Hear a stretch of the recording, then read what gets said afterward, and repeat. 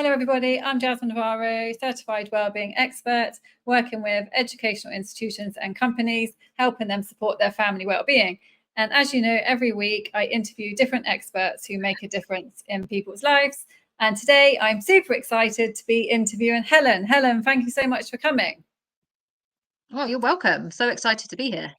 Me too. Can you tell us about yourself and what you do? Yes, I always think that question's really hard knowing where to start, but I'll try. So, yeah, my name's Helen Rivero. I'm the founder of Your Future Impact, and I'm also the co-visionary of the Young People Index. So, Your Future Impact is an organisation that helps young people discover their greatness or their unique impacts in the future or upon the world, really. So, we work in schools primarily, colleges, and universities working with students, but also with school leaders, teachers, and parents. Amazing. And I know that we'll be doing work together as well. I know you're doing such Yeah. amazing work.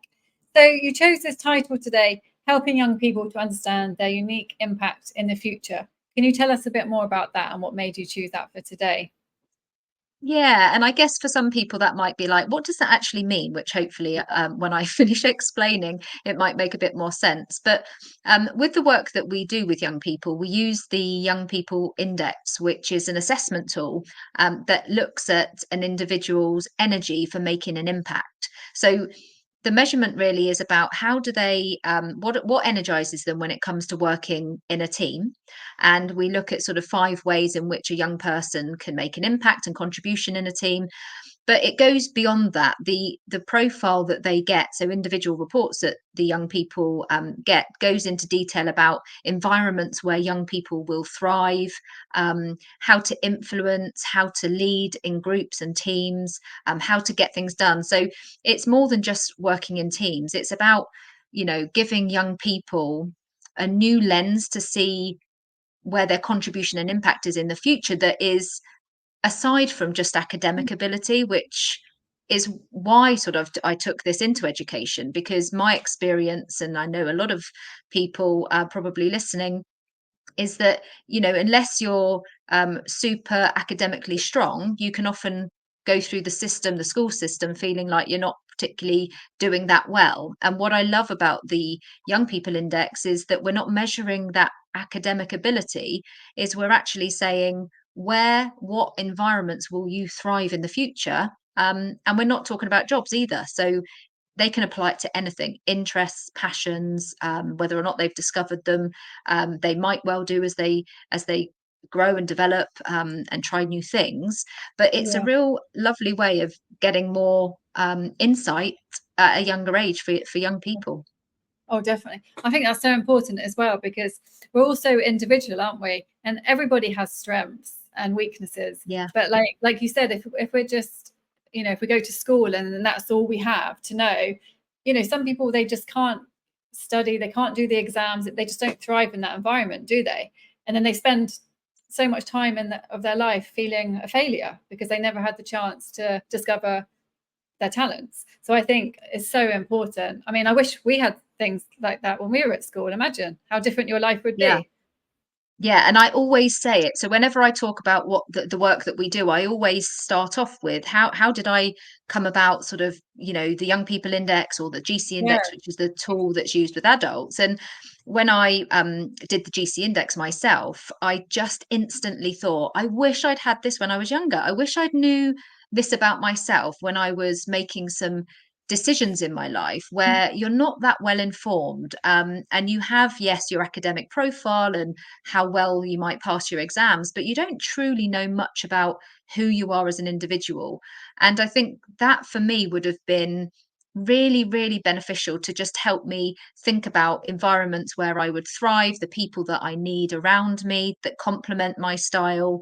And it would, it's really validating. I mean, even today I had a session with a young person, looking at their report, and they could apply it to how they were learning and the type of communication they needed with their teacher, and the teach and vice versa, the teacher with them. And so it can really sort of tap into the learning conditions that one needs on an individual level, but also perhaps the teacher, their own sort of style of teaching, can be really sort of, I don't know, adapted when we look at sort of the big data, when we look at school data, because we can use the GC index with school leaders and teachers and students, and we can see aggregates and collective scores of sort of, these results. So it's really helps make sort of choices in for staff and teachers, as well as the young people and the students going out into the world of work. So what, yeah, that's interesting you said about the data. So what kind of data do you see then? Like how does that tell Yeah, us a bit? so the where it began, obviously the GC index has been established now for about 11 years, and was primarily used in organizations. And around 8 years ago, I came across it and decided that actually it would be really beneficial in education. So we took it into education, started using it with senior head teachers and then senior leadership teams, and looking at sort of, the maybe the head teacher's profile, and then looking at a collective group of senior leaders and seeing sort of what their profiles look like as an aggregate, and where there are challenges, where things are working. And it was really insightful. That data can really help shape, conversations, or conversations with individuals, or where the team might be heading strategically. Are there any sort of, like I say, challenges? So that's really interesting. But also what the data can show us as well is that teacher profiles versus student profiles. So if you've got a class of, I don't know, 30 students, we can look at what that aggregate looks like in terms of how they might learn. And then we might look at a teacher's profile and think about how might they teach that class. So it's quite Amazing. informative in terms of, really adapting. I guess it's like an adaptive learning and teaching strategy. That's It's early days for the data, but it's really, really interesting. We we see that another really interesting one with the data is, when we look at schools, is we see sort of higher levels of game changing energy in our year 9. So in the UK, that's sort of around 14 years old, and then sort of as it goes into year 10 and year 11, when they're preparing for exams, it kind of changes, the energy changes into sort of, more, revising, knuckling down, and that. And you can see the data representing sort of where the curriculum's going. So that again is interesting. So we're still working through all of that data at the moment. No, it's so interesting. I remember doing it and I found some deep insights about myself as well. And yeah, I think the more we know about ourselves and what makes us, work to our best ability, then of course I think it's helpful for everybody. And what I find interesting about the test, the assessment, is it's not very long, is it? Can you tell us about that? So No. it's quite a quick test, yeah. Yeah, it is. It takes about 15 minutes, so it's quick, it's easy. When you go through it, we encourage young people just to be, instinctive in their answers, so we capture that kind of natural, instinctive answer. And then every young person gets a personalized profile, and then what we do with our programs is that the young people receive their profiles at the end of the first workshop, where they're able to sort of reflect on what their profile says. And it's because it's personalized, it makes those workshops and those sort of employability sessions far more impactful. And it's easy, like I say, it's easy, it's accessible, quick to do. And we have a platform where all of the data is kept as well, so they can easily sort of log in and have a look at it. So I know you said you work with education. So who takes these assessments then? Can it be like one person, or does it have to be groups of students, teachers? Like how does it, can anybody just write to you and say they want to take part in this assessment? Yeah, so yeah, I mean, any young person can take it, and any adult can take it as well. So what we tend to do is we work with schools where we run sort of group or class sessions. So that's one way of doing it. Teachers can also take it, as can school leaders. We also do parent and what we call family reviews, where parents and young people do it. So somebody that's a trained or accredited YP, sort of accredited, I mean, so they can take somebody through it, is that they would do a whole family review. So then the parent can look at their profile, and a young person has their profile. And often with those types of family reviews is you see some communication challenges, and how they might overcome them. So they're really popular. Reviews are becoming even more popular. But typically in schools, we do it in sort of more group formats. Interesting. So what kind of challenge, so what, I know you work a lot with the education sector, what kind of challenges can this help with? What are the Yeah, I challenges guess. that you faced, and how has this helped?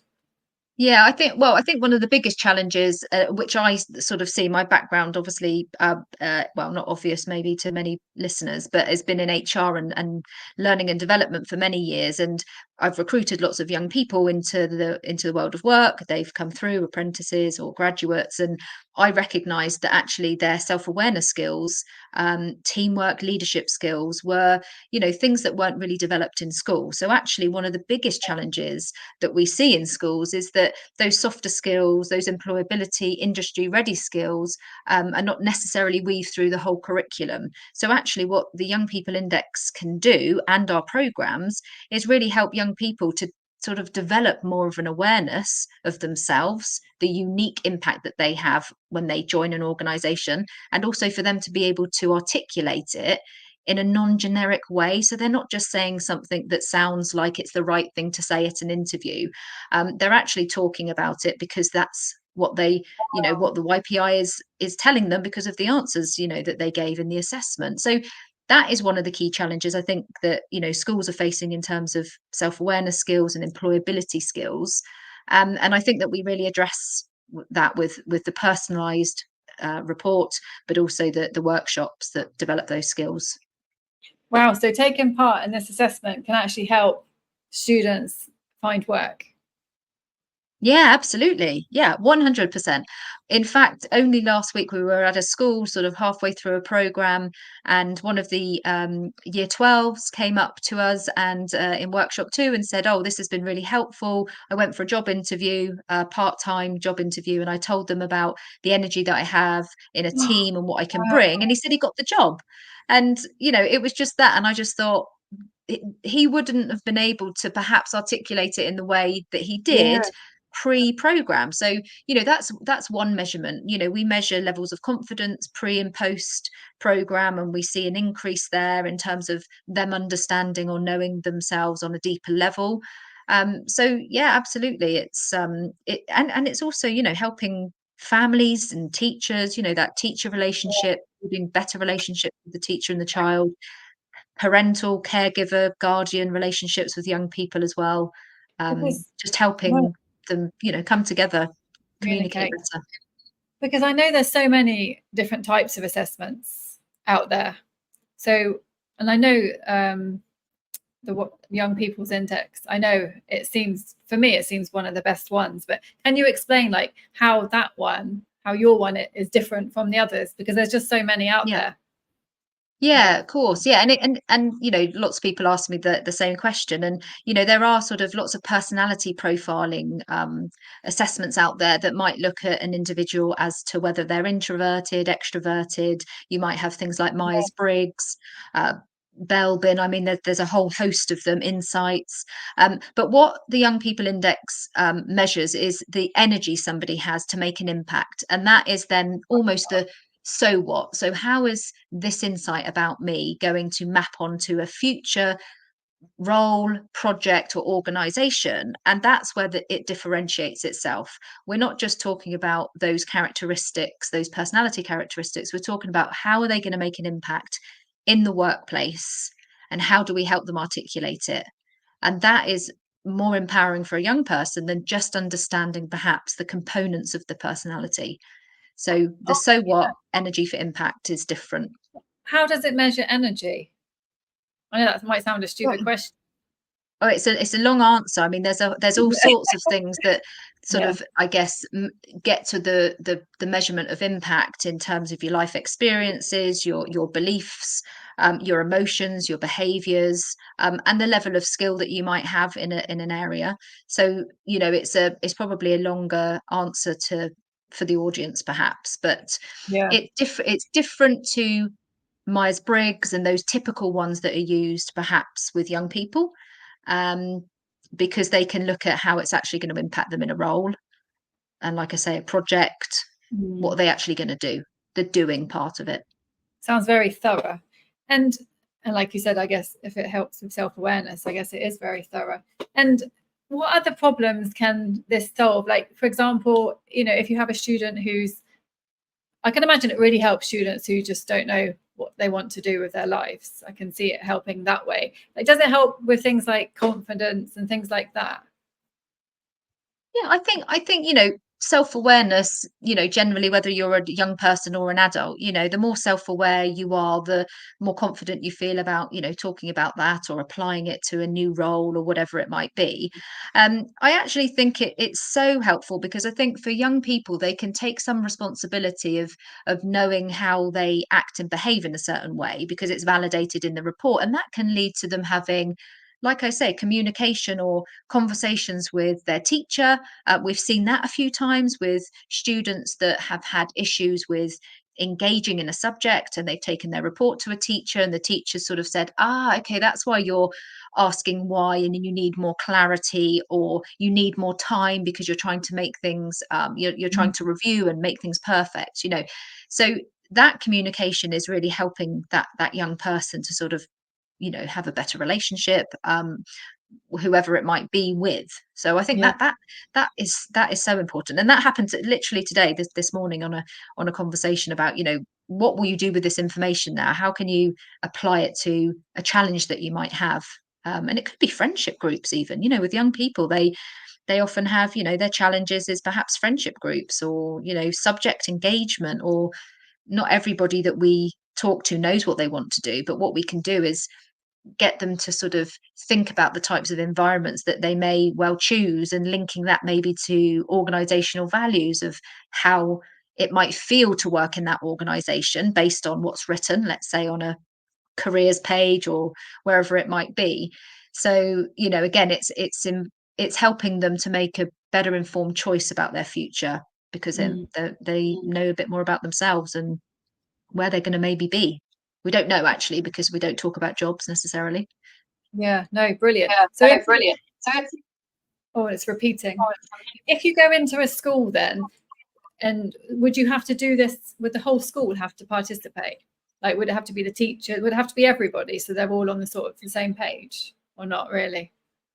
no, that does happen. So we are seeing schools coming through as partners, which means they go through an accreditation process themselves. So they would send somebody from their school to be accredited, and then that gives them the tools and the access to the links as and when they need it, so they can run their own programs as and when.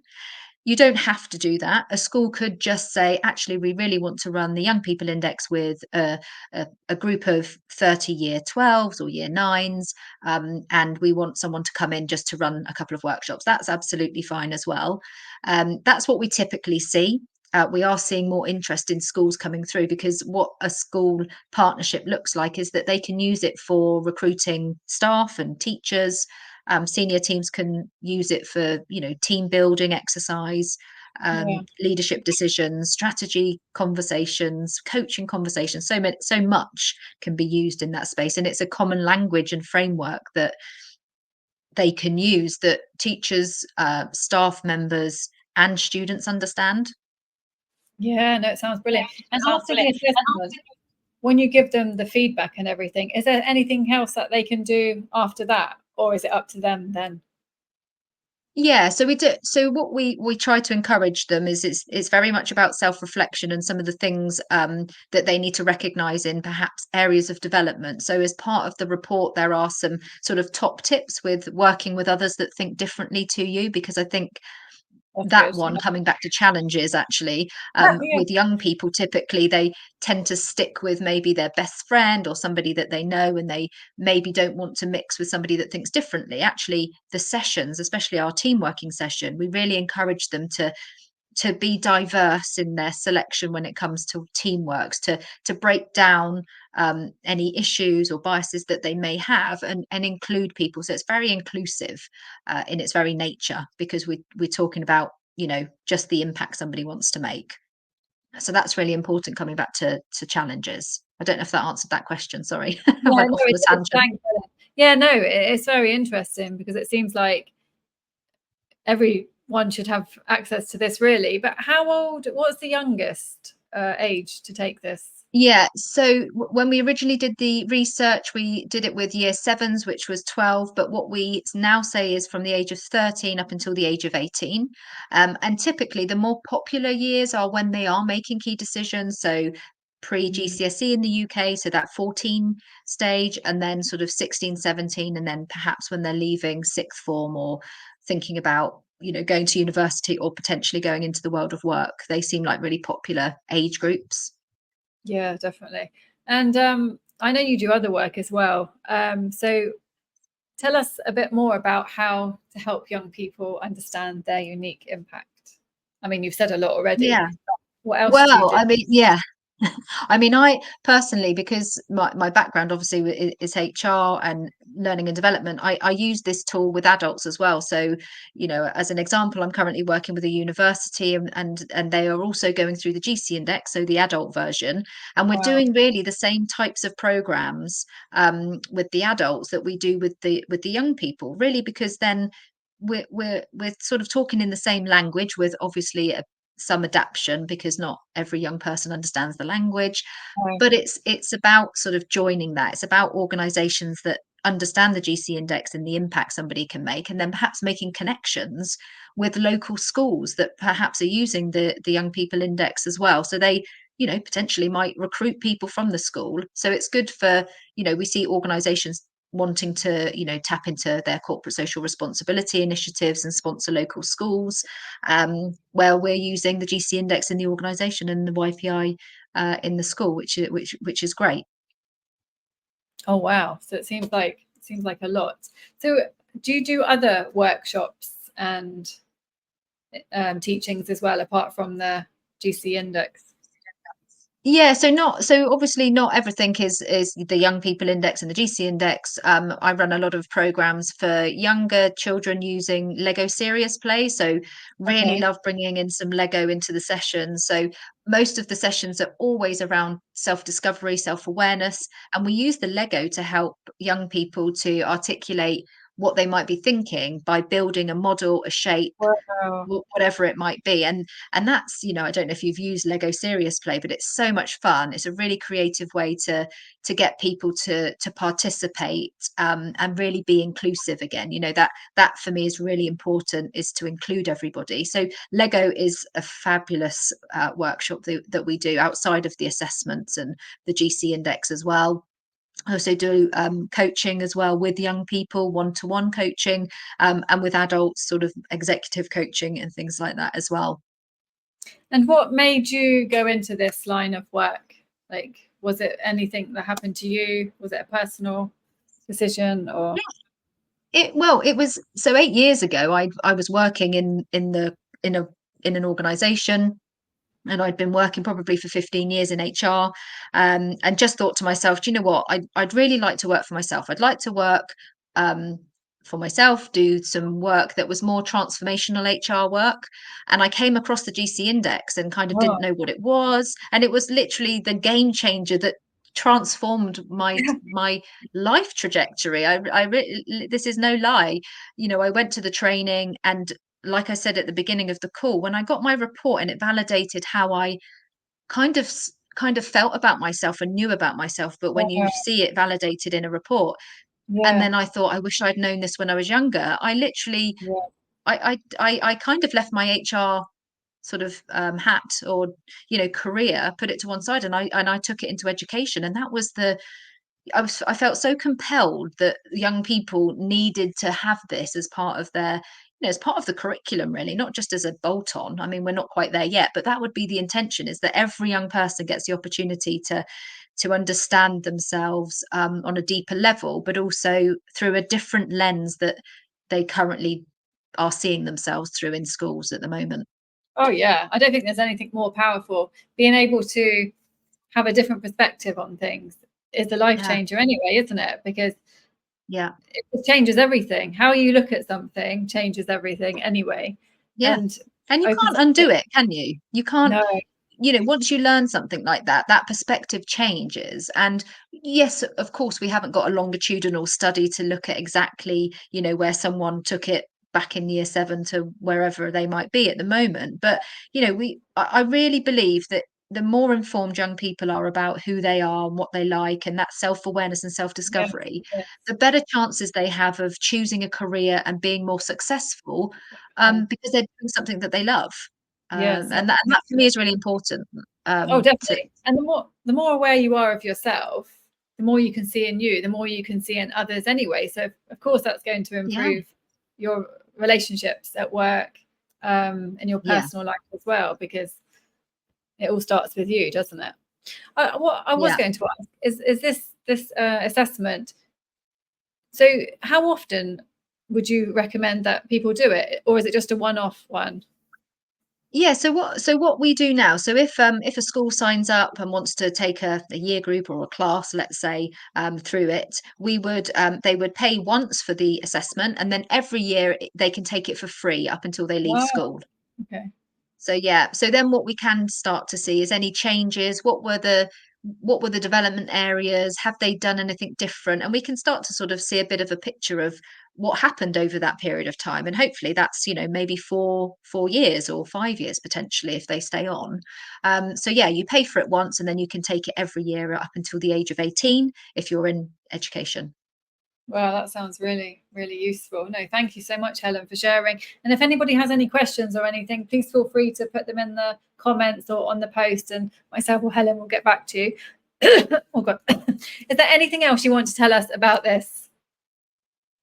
No, I just think, if you're curious about it, please, either get in contact with me or with Jasmine, um, and we can send a gift link out for you to try, for an adult to understand where their energy for impact is, because I think when you take it, you can understand it. And, yes, we'd love to speak to any teachers or schools or parents if we can help. That's what, we're here, and why we're having this conversation is to help young people, fundamentally. Exactly. And anybody can take this, can't they? They just need to be 13 for the young person index and 18 Yeah, for the other one. So anybody can take yeah, this.